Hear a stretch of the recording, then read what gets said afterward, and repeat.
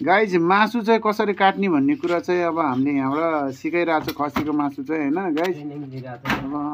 अब यहाँनिर चाहिँ खसीको मासुलाई चाहिँ कहाँ कहाँबाट फिला निकाल्छ, कसरी काट्ने, कसरी के गर्ने भन्ने कुरा चाहिँ सिकाइरहेछ।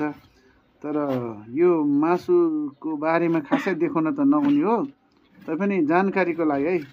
के तपाईँहरू खसीको मासु चाहनुहुन्छ, प्योर खसीको चाहनुहुन्छ भने सम्पर्क राख्नुहोला। लाजिङपाट काट्ने मान्छेहरू टन्नै छन्। हामीलाई त्यो हत्या गर्न आउँदैन, हामी हात मात्र हाल्ने। हात हाल्ने बानी राम्रो होइन, यस्तै हो जिन्दगानी। के तपाईँ खसी मासु खान चाहनुहुन्छ?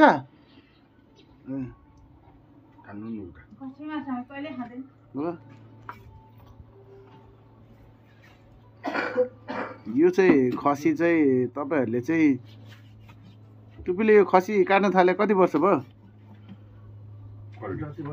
टुपीले थुप्रो वर्ष भयो।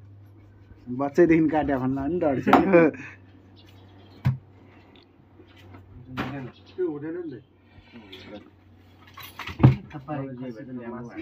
तर अस्ति भन्दा खसी राम्रो छ कि क्या हो?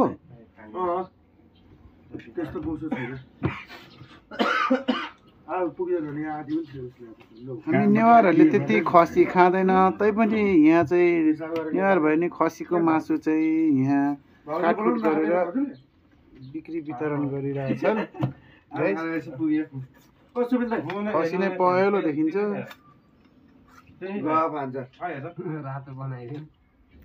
चियाको लागि झगडा गरेर चाहिँ यहाँ खसी काट्दा केटाहरू छ भन्दैछ। खोइ त हाम्रो चिया चिया चिया नदिकन अहिले झ्याममा दिन्छ। ए यो चाहिँ टाउको है, टाउको सरी देखाउनु हुँदैन भन्छ।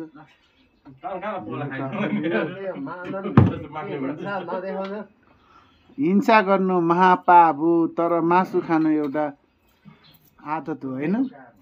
कपडा चाहिँ खत्तम हुनुभयो।